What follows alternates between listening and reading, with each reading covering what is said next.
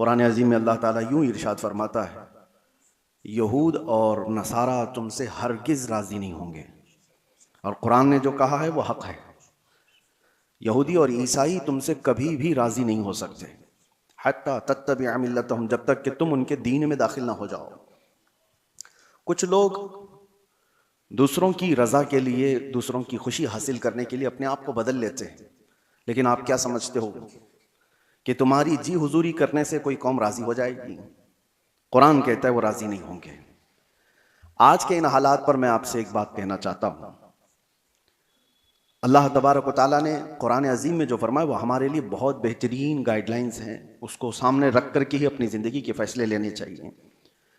हालात जो पूरी दुनिया के चल रहे हैं, मुसलसल आप देखते होंगे। वक्त की सुपर पावर कहलाने वाला अमेरिका किस तरह बार बार धोखा देता है, वो सबको पता है। सुबह एक स्टेटमेंट है, शाम में एक स्टेटमेंट है, जो बोला उस पर कोई कानून नहीं। और उनको बोलने वाली भी दुनिया खामोश है, क्योंकि बड़े लोग जुर्म करते हैं तो लगता है ये फैशन है, और छोटा आदमी थोड़ा सा फिसल भी जाए तो बहुत बड़ा गुनाह लगता है। बड़ी ताकतें जो कुछ करती हैं, दुनिया उसको फैशन समझती है। वो अगर नंगे नाचे तो फैशन है, और अगर वो बगैर कपड़े के भी आए तो फैशन है। वजह यह है कि वो बड़े लोग हैं, पैसे वाले लोग हैं। तो ये दुनिया का मिजाज बना हुआ है। बड़ी ताकतों के असर पर लोग खामोश रहते हैं। आज आपके सामने मैं यही अर्ज करना चाहता हूं कि दुनिया की ताकतें अवाम पर बहुत असर करती हैं, बहुत ज्यादा असर करती हैं। आप ये सोचते होंगे जब इलेक्शन आते हैं, फैसले होते हैं, अरे उससे हमारा क्या लेना देना, हम राजनीति में नहीं हैं, हम पॉलिटिक्स में नहीं हैं, हम सियासत में नहीं हैं। आप ये समझ करके बैठते होंगे। लेकिन मेरे अजीजों, हमारी जिंदगी पर सबसे ज्यादा असर करने वाली कोई चीज है तो वो सियासत है, वो पॉलिटिक्स है। आप चाहो या ना चाहो इस खेल का आप हिस्सा बनी जाओगे। कल को जो ताकत इलेक्टेड होकर बैठती है, अरे मियां वो हमारे जिंदगियों के रोजमर्रे के फैसले लिया करती है। आप समझ करके चलो, तुम छोटे ही आदमी हो लेकिन सियासत का असर पूरे कौम के ऊपर हमेशा हुआ करता है। आप हिस्सा नहीं हैं, आप इलेक्शन लड़ते भी नहीं हैं, वोट देते भी नहीं हैं, दूर रहते हैं। लेकिन मैं आपको बताता हूं, आपका बच्चा होगा, आप स्कूल भेजेंगे कि नहीं भेजेंगे? स्कूल की एजुकेशन पूरी कौन बनाता है? पार्लियामेंट बैठ करके बताती। एक एजुकेशन बोर्ड होगा पार्लियामेंट के जरिए से, और उस एजुकेशन बोर्ड यानी एजुकेशन मिनिस्टर भी तो होता है, उसके अंडर में पूरे मुल्क के अंदर क्या सिलेबस चलना चाहिए ये सब डिसाइड होगा। तो जो वो डिसाइड करेंगे वही आपके बच्चे को पढ़ाना पड़ेगा। तो सियासत का असर आया कि नहीं आया?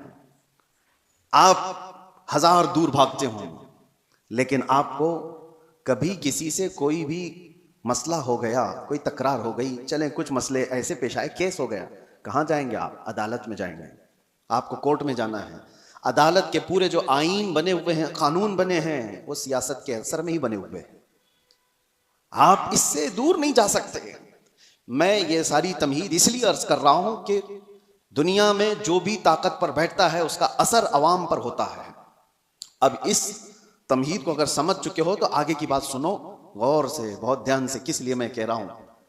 जब जब ताकत, बड़ी ताकत हुकूमत पर बैठती है तो अवाम की रोजमर्रा की जिंदगी पर तो असर होता ही है, लेकिन साथ ही साथ अकीदे पर भी असर हो जाता है, ईमान पर भी असर होता है।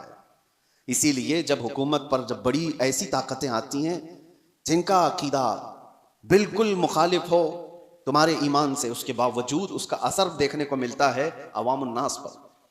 अब जो हालात उभर करके आ रहे हैं, देखना मेरी बात को आप याद रखें, मैं प्रिडिक्शन नहीं करता हूं, कोई भविष्यवाणी नहीं है, लेकिन दस्तूर ऐसा चला है। मैं आपसे कह रहा हूं, कल को अगर ईरान का दबदबा बढ़ता है तो फिर जो हालात पेश आने वाले हैं, मैं इसके मुखालिफत में ये नहीं कह रहा हूं वो नहीं होना चाहिए, नहीं होना चाहिए। हजारों लाखों वो लोग होंगे जो अपने अकीदे पर फिर से देखने पर मजबूर हो जाएंगे। अहले सुन्नत जमात के लिए एक बड़ा मसला भी होगा। ऐसे ही उससे 100 साल पहले जब सऊदी में वहाबी हुकूमत कायम हुई, पैसा, ताकत, सब कुछ उनके पास था, उलमा खरीदे गए, किताबें छपाई गईं, जन्नतुल बकी को बिल्डोजर से पूरा तहस नहस कर दिया गया, शिर्क के नाम पर बहुत सारी चीजों को खत्म किया गया। तो ताकत थी, हुकूमत आई, और एक दो नहीं, हजारों लाखों की तादाद में उनके अकीदे की बोली बोलने वाले लोग पैदा हो गए।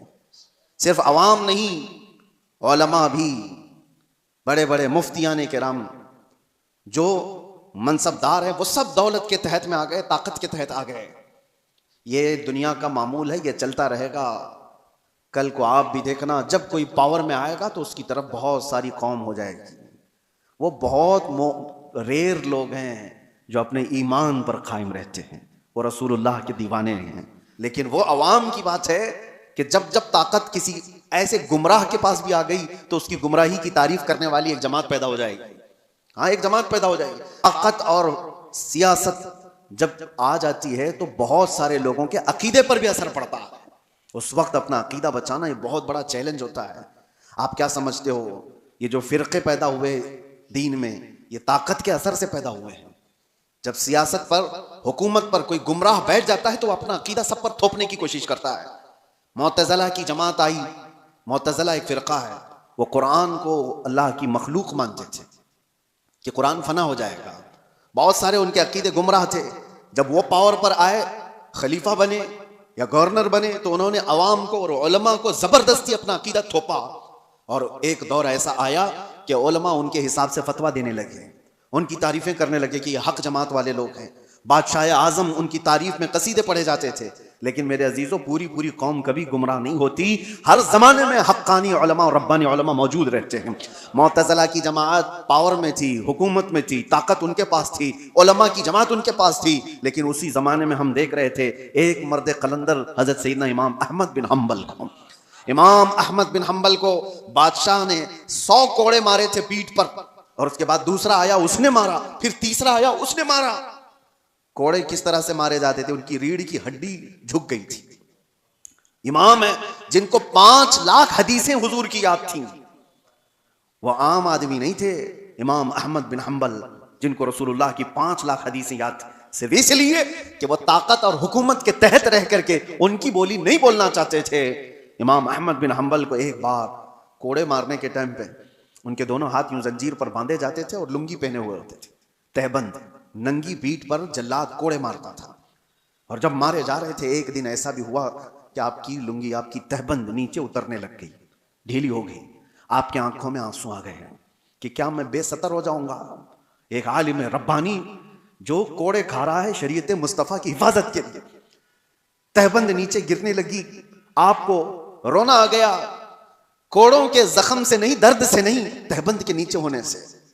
अचानक देखा गया 2 हाथ गैब से आए और उनकी तहबंद को कस के बांध दी।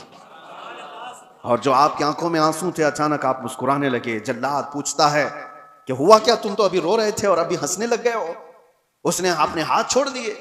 इमाम कहते हैं तू अपना काम जारी रख, तू अपना काम जारी रख, तुझे जो करने के लिए किया, करने के लिए कहा गया कर। इसलिए कि मैं जिसके लिए कोड़े खा रहा हूं वो हाथ मेरे पास आ चुके हैं। मेरे अजीजों, आज के बाद आपके साथ भी ये चीज आने वाली है। बादशाह के खिलाफ बोलना आसान है, आसान है। आप इनकी पॉलिसियों के खिलाफ बोलो, अभी देखो उठा लेंगे आपको। हाँ, कहने को दुनिया में डेमोक्रेसी है, आजादी है, बोलने की आजादी, freedom of speech, freedom of expression, पता नहीं क्या क्या चीजें हैं, लेकिन वो सिर्फ और सिर्फ उनके कुत्तों के लिए है, उनके पाले हुए कुत्तों के लिए फ्रीडम है पूरा। और तुम कहीं से, अभी देखो मैं कुत्ता ही बोल दूं तो फिर मुश्किल है, उठा लिया जाएगा। नहीं, तुम्हारे लिए नहीं है, वो हमारी तबीयत के, हमारे पाले हुए लोगों के लिए वो जितना चाहे भौंकें, क्योंकि हमारे खिलाए हुए कुत्ते हैं, हमारे पाले हुए कुत्ते हैं। ये किसी को काट लें तो भी जायज, किसी पर भौंकें तो भी जायज। दुनिया का तकरीबन सिस्टम यही है, सब जगह। कहने को डेमोक्रेसी है, आजादी सबके लिए नहीं है।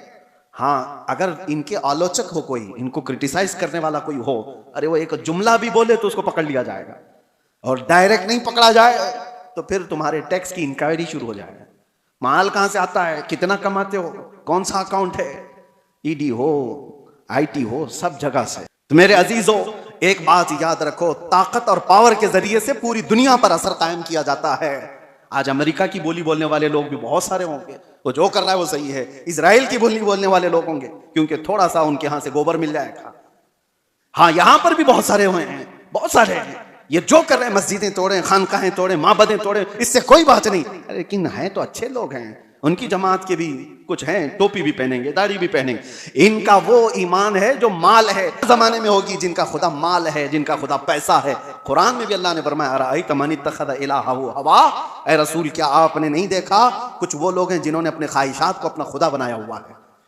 अल्लाह ताला फरमाता है क्या आप ऐसे लोगों की वकालत करेंगे, क्या आप ऐसे लोगों की सिफारिश करेंगे?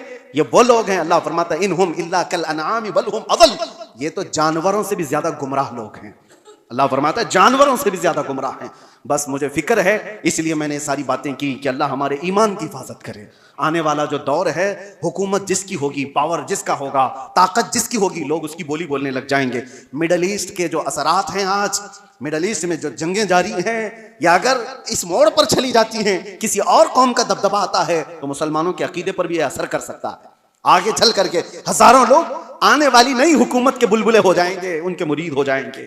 वो कहेंगे कि ये देखो, ये हक जमात है, ये आ गई, ये हक जमात है, इसको अल्लाह ने ताकत दिया और ये पावर पर आ गए।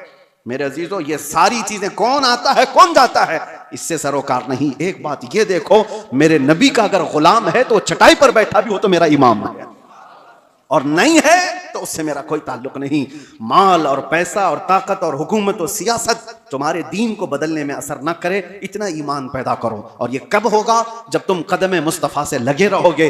दुनिया की ताकतें आएंगी जाएंगी, तुम्हारा कुछ नहीं बिगाड़ेंगी। इसीलिए आला हज़रत फाजिल बरेलवी के इस बात पर अमल करके जाओ, इंशाअल्लाह हर जमाने में महफूज रहोगे। उन्हें जाना, उन्हें माना, ना रखा गैर से काम, लिल्लाहिल हम्द में दुनिया से मुसलमान गया।